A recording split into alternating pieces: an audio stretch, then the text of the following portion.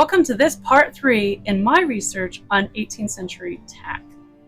So for equestrians of the 1700s, the saddle was a critical piece of equestrian gear. If you weren't riding bareback, then you wanted the right saddle for the right job. Now I mainly focus on the American Revolution, but European influences are very strong in this series on saddles. I'll cover 3 different areas of saddles that were used in the 1700s via military history, civilian life, and farming. So this video, I'm going to focus on my favorite and what is doubtlessly the most elaborate of saddles, military history. Focusing in on the American Revolution, the British had a strong influence. I'm going to study what type of saddles they were using, and of course the French. Now, the French were renowned at this century by being one of the best cavalries in the world. So I'm going to see what saddles they mostly preferred and what saddles they brought over and used during our war for independence.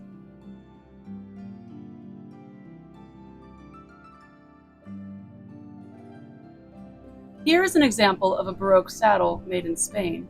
Its design is very similar to what would have been called a French saddle in the mid to late 18th century. You can see these types of saddles in the 1700s French Diderot's encyclopedia.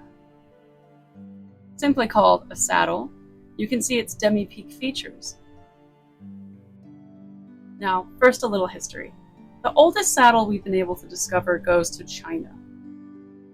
This saddle was uncovered in the grave of a horsewoman who was herself buried in her own riding clothes. She was likely a herdswoman.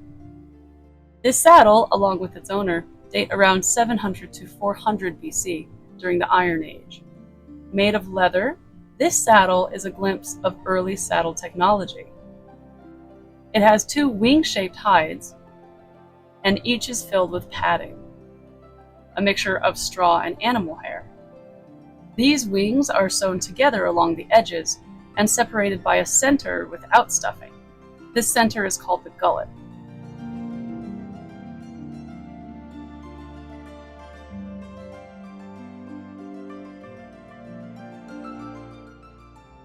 Similar to saddles today, the purpose of the gullet is to allow airflow and stress off of the horse's spine.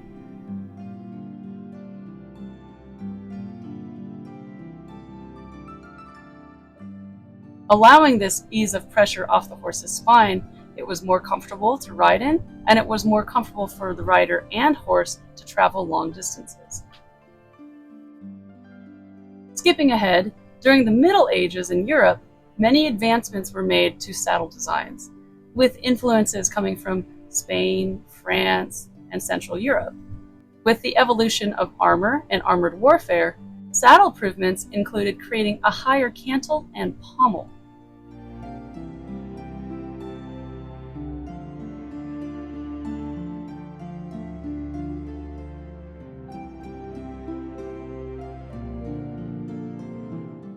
The pommel is the front end of a saddle, that little bit that raises up toward the horse's withers, and the cantle is the back end of the saddle.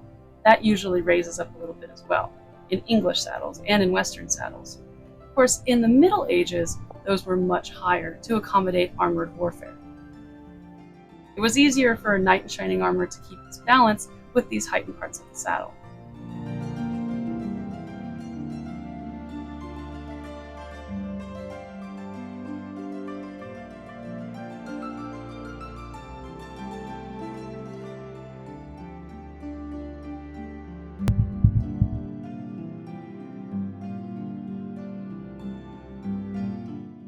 Now, by the 18th century, as armored warfare had evolved away to make way for more riding and chivalrous uniforms, the pommel and cantle had almost halved in size. This allowed for more movements in riding, such as jumping and hunting.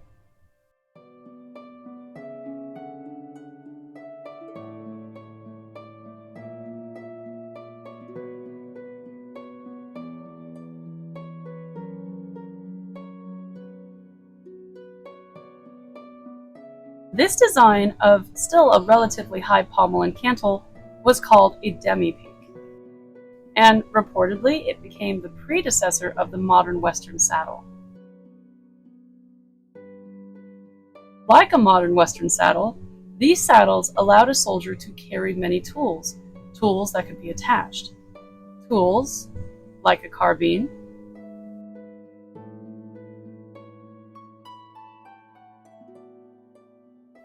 pistols,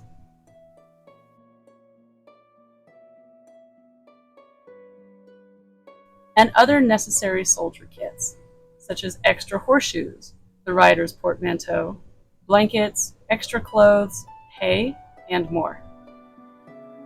This design was ultimately made to be more comfortable for the horse and rider when ridden for many, many hours.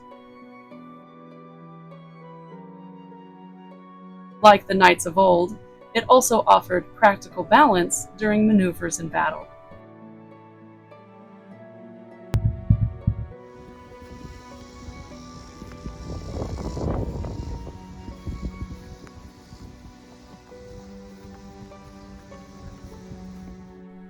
Now, the type of saddle I use for my experimental archaeology is a hunter-jumper saddle.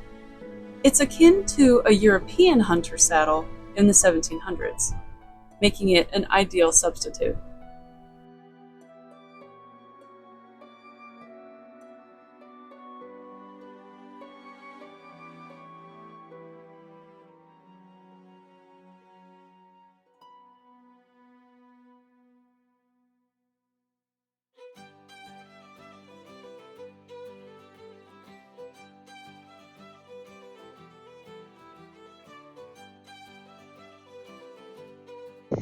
So in my research, I did find something called the enclosure acts of the 18th century. So enclosure acts had been taking place in England technically since the 1200s, apparently. And what happened was they started enclosing what used to be sort of common land that peasants would use to farm and grow their crops and also graze their livestock. So in the 18th century, I believe it was most 1750s to like the 1850s, there was some 4,000 enclosure acts enacted by Parliament.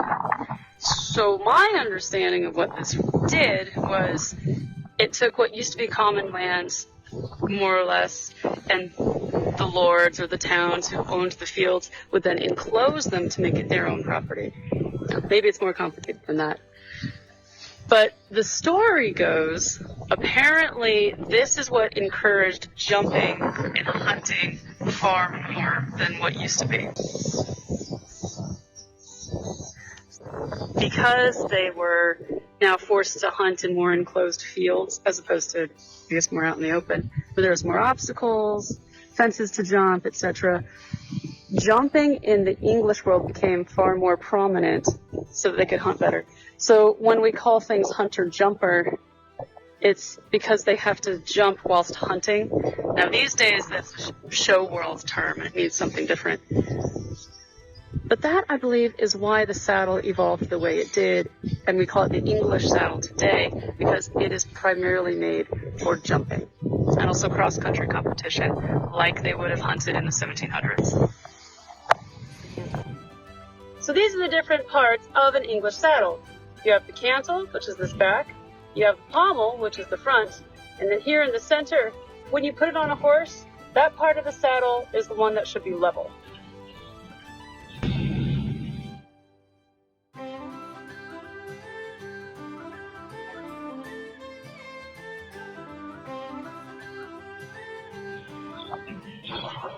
And then you also have the flaps. The flaps are what cover up the billets. The billets are what you attach the girth to.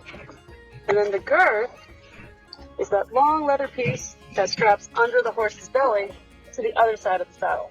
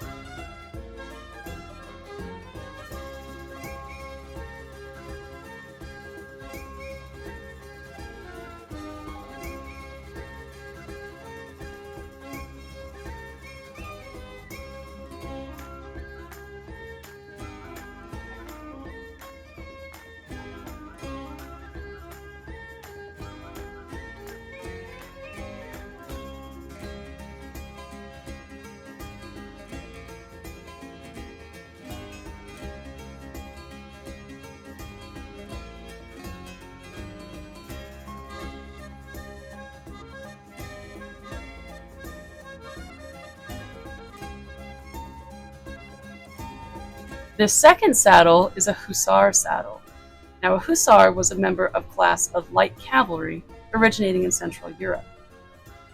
They would wield everything from sabers to lances, and their history is both flashy and complex.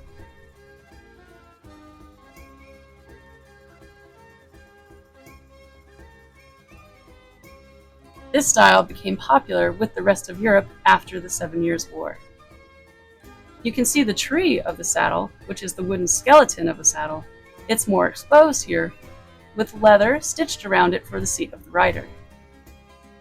Cloth or even fleece could be added to it for comfort.